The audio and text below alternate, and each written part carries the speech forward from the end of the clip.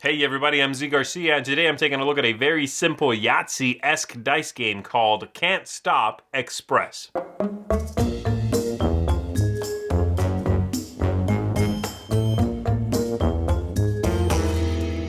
In this game, players are going to be rolling dice and then using that pool of dice to create some pairs and write those in on their scoring sheet. It's very much a Yahtzee-style game, as I said, but everyone is using the same roll every time, so there's way less downtime, and you will have to figure out how much you want to push your luck. Just like in the Big Brother Can't Stop. The idea is that you want to complete as many rows as possible. You want to get up as high as possible by making the most pairs of the same number. And so, for example, sevens are nice and easy because of the bell curve there, right? Sevens are more likely to come up, but they'll score you fewer points. Whereas if you go for the extremes, a 2 or a 3, an 11 or a 12, you're going to get more victory points if you get past a certain threshold. That's how the game works. So, now that I've said that, let me show you how it goes in action. We'll come on back and I'll tell you if I think it's a good game, who I think it could be good for.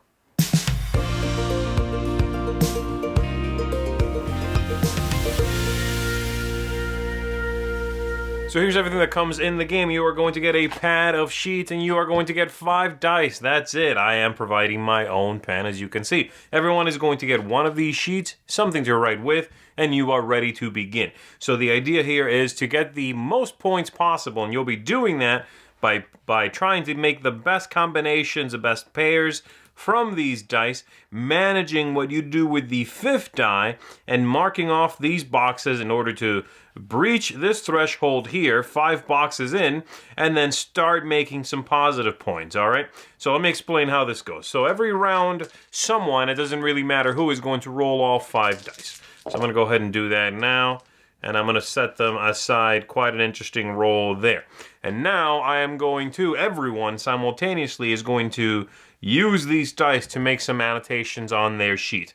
So for example, I could do a 6 and a 3, which gives me a 9, and I could do a 6 and a 3 again, which gives me another 9. So I would go to my 9 column here, and I would mark off 2 of the boxes. The 5th die goes over here, 5th die area, and I mark what number it is I'm keeping, and then I mark off 1 box into that spot.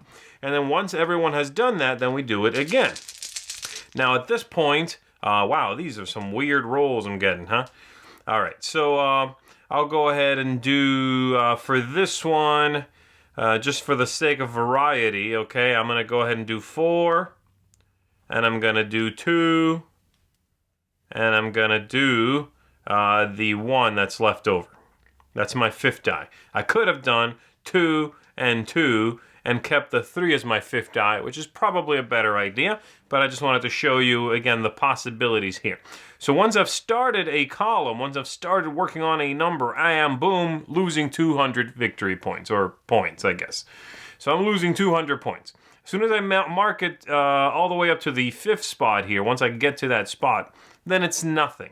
And past that, for every box past that, I'm going to get some points based over here on this column, and based, of course, on the bell curve that the dice would create, with 12 and 2 being the hardest things to accomplish, and therefore worth a lot more victory points, a lot more points.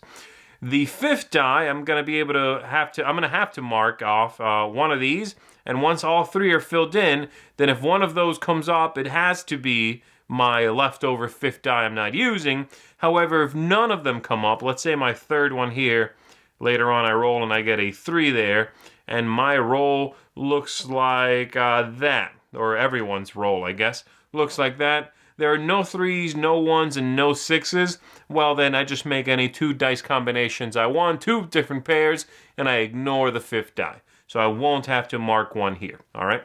And then the game's going to be over for me once any one of these 3 has been filled in all the way. Now, players will end at different times, and so once I do that, then I'm done. I'm out for the rest of the game till everybody else is done, and then we score up some victory points. So I'm going to go ahead and just fill in some of these here to give you an idea of how this would work, all right?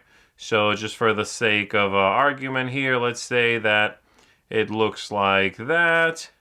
and I got up to here, and I marked in some of these until, I was done. And then I would score. So my score goes as follows. I am over here, I have a negative column and a positive column for my scoring. For the 2, which I started to mark into, I am going to lose 200 points because I never got to that 0 at the very least. Then my 4, I made it all the way to the 0, so that one's nothing. And then over here for my 7, I marked 3 boxes that are positive boxes, each one worth 30 points. That gets me 90. And then down here, I marked 2 in the 9 column, 50 and 50 for 100 points. Okay? Again, this is not realistic. It's a very low score, all of that stuff. So right now, I'm actually going to, I don't like it. I'm going to cheat. I want more points. Yeah, let's do this.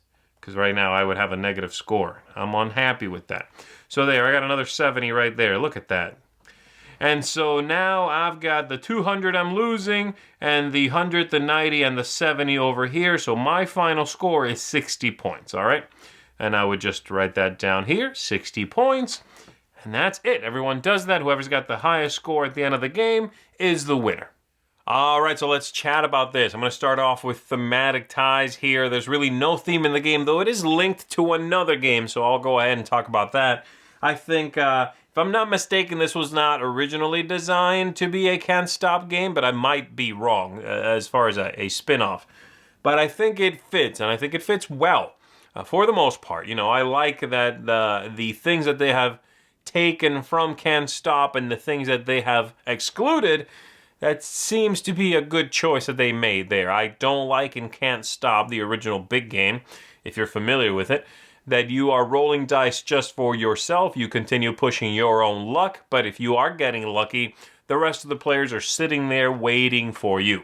And in this one, everyone is involved all the time. It also has this idea, sort of like in Lost Cities, a very popular card game, in which as soon as you start scoring a row, you're losing a bunch of points. And it's only after you've done some amount of progress that you're even, and then start making victory points. And I like that as well. All right. So let's talk about aesthetics here.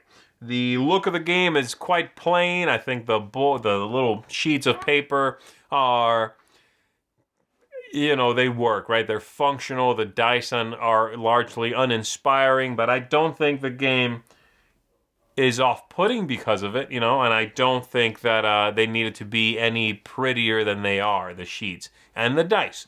Everything's clean, easy to read, and the way that they laid out the information on those little sheets of paper works for me. Replayability. This is somewhere in the middle, honestly. I mean, it is a game that while you do have some choices, you are going to decide which pairs to make, that sort of thing. It's a game that you don't have too much of an ability to manipulate things. You never have an aha moment. You'll have, dice rolls that come up and you feel very lucky that they came up, but that's about it. So replayability, I wouldn't say there's no real discovery here. There's no sense of getting better at the game, anything like that. But I don't think it's bad either. It is an entertaining game to play. Game length is fine. It's a quick game. It's going to go by very quickly. And again, you are engaged all the time, so I like that as well. Ease of play. Very easy game to play, especially if you are someone who is familiar with Yahtzee or games of that style. And I do think that this is better than that as well because, again, everyone's going simultaneously. And it is a little bit more engaging. You have more, you got some interesting options. You're going to be rolling less. That's the difference, right? Especially if someone else is rolling. But what you decide to do, I do find a little more engaging than in regular old Yahtzee, which is, it's comparable to this. And then lastly, tactics and strategy. I would say that they are perhaps a hair above something like a Yahtzee, largely because there is that give and take. There is that, if you start on a row, if you pick a number, you better hope that they keep coming up because now you're losing some points. And so I like that. Now, is that strategy? Is that tactics? Not really, but the amount of luck and the moments of rolling, what you take and what you gamble on, that is fun, and it is engaging. So, yeah, this is a nice little game. Again, I think this is a good one for those folks that enjoy light roll and write style games like this one, the ones that don't come across as particularly inspired or innovative. This one, from that point of view, from originality, is a fairly run-of-the-mill game. Is that bad? Not necessarily, but it is for a very specific audience, folks that do enjoy Yahtzee. Let's just put it this way, if you abhor Yahtzee, well, you're probably not still watching.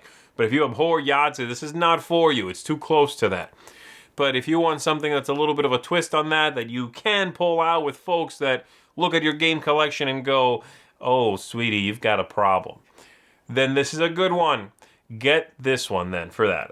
So there you go. That's Can't Stop Express. Nice, light, little dice rolling game. Good for non-gamers, but nothing revolutionary. Nothing that I think is going to become a staple in your top 10. So that's it for me. Thanks for tuning in. I'll see you next time. Thanks so much for watching the Dice Tower videos. Find more great videos and reviews, as well as our top-rated audio podcast at Dicetower.com. The Dice Tower is sponsored by Cool Stuff Inc., where you can find great games for great prices. Cool stuff in stock. Check them out at CoolStuffInc.com.